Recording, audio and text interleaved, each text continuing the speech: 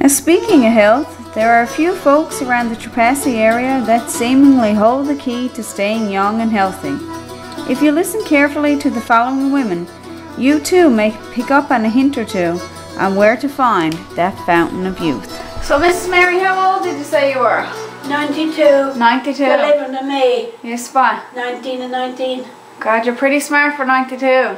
I have no ailments, thank God for that much. Yes, you're lucky. Except the shortness of breath. Yeah. But that my guide, my age is part of that too. Oh, yes, yeah.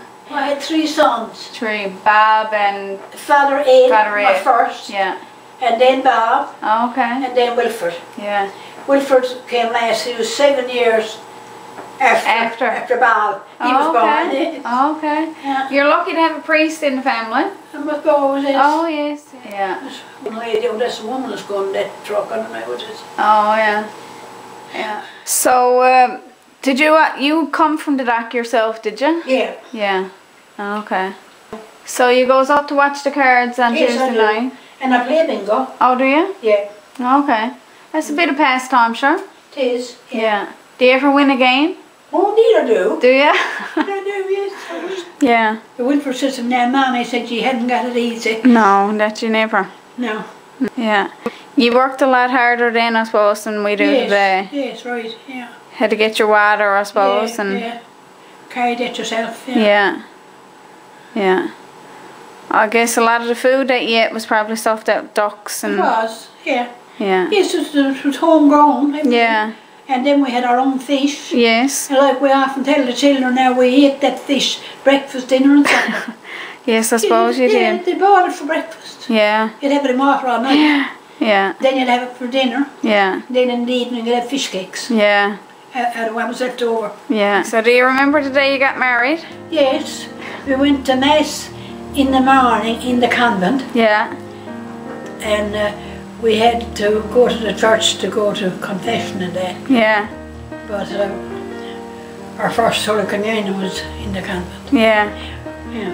And it rained. It was snowing then. Go on. That was the 9th of January. Go on. In 1945, and it was snowing. Yeah. And then it turned to rain. Go on. All the rain we had that evening, you know, and the taxis were all in town for the winter. Richard Devereaux and Billy Ryan. Yes. And Alan Ryan was home with a car, and he tried to get that to go to bring us to the church. We had to walk to the church in all the rain.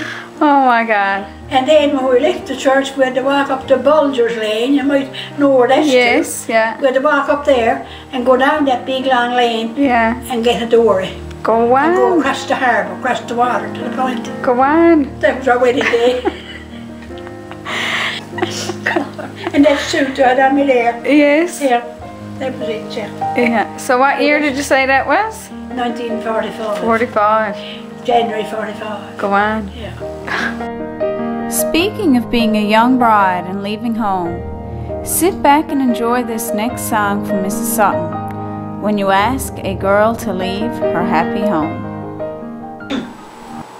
At the condo mother's side sat her eldest son, her pride, who would soon arrive at manhood stage in life. When the lad began to tell of a girl he loved so well, and intended asking her to be his wife, and that condo mother's face care at once your eyes would trace, like the change of bright as sunshine into gloom. Have you stopped to think, said she, what your lot in life may be, when you ask a girl to leave her happy home?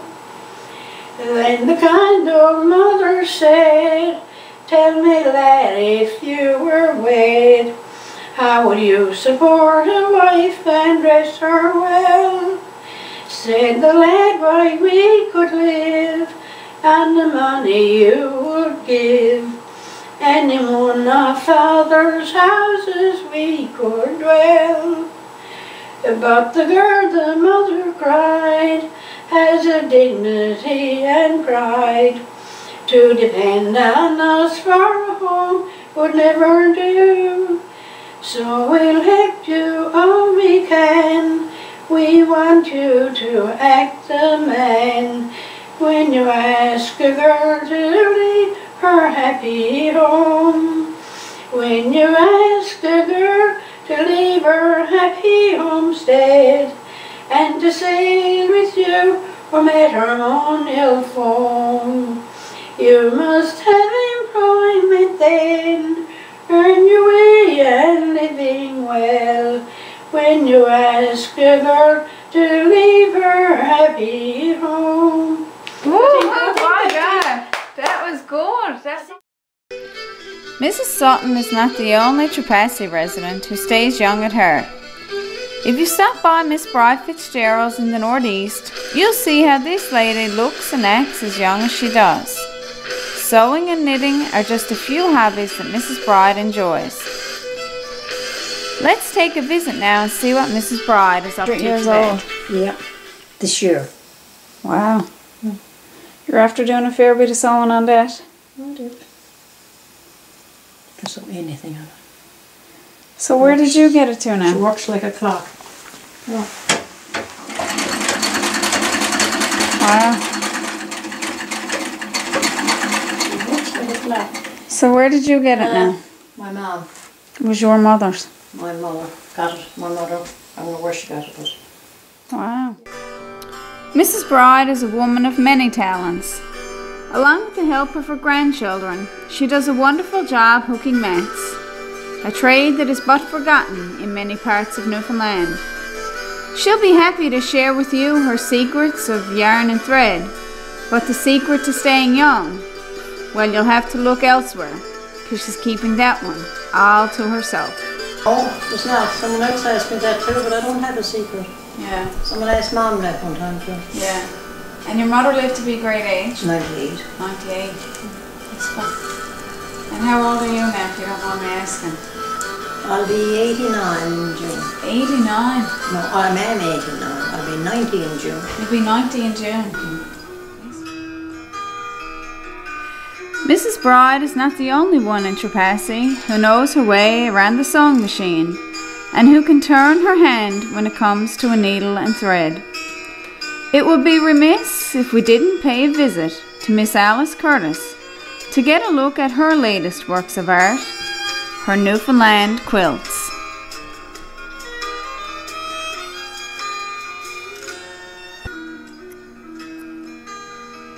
God, they are gorgeous. So what way do you do them? I just showed you. I just have one in there, just finished.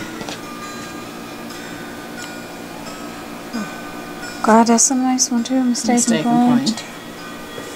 So how long would it take you now to do a quilt like that from beginning to end? Joan helps me with a lot of the designs, right, on the machines. Yeah. I have 4 machines. Yeah.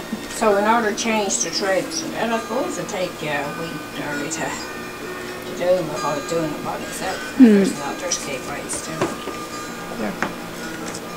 Takes 30. 30 altogether. Yeah. That's how you do it. 4 sewing machines on the go. That's set up there, look, that's just finished. There, look. And now the next one is there coming up to do change there. Wow. Nice. That's wicked. Towel down there for splish and splash and just finished that. Oh. Too cute. That's nice, isn't it? Lovely. Joan wanted that done for then the show off. And that one there had spake apple on it. The Newfoundland quilt I have been doing this past about 3 years, 4 years. And how did you start making them? I started that, I did one, they asked me out to the centre outer, but I'd like to put it outer. And I said yes, so I put one outer. Well, I took sewing lessons back a number of years ago. And then I wanted to go do designs, so I went out and I got the machine from Ed. And I learned practically myself. a lot of it. Jeff Sutton used to help me, and Johnny Buckler, when he was going to school, he used to come over and learn me how to digitise that. And I learned most of it. I didn't even know how to turn on a computer. Wow. And how I can do that. If you're interested in something, you really can. Yeah.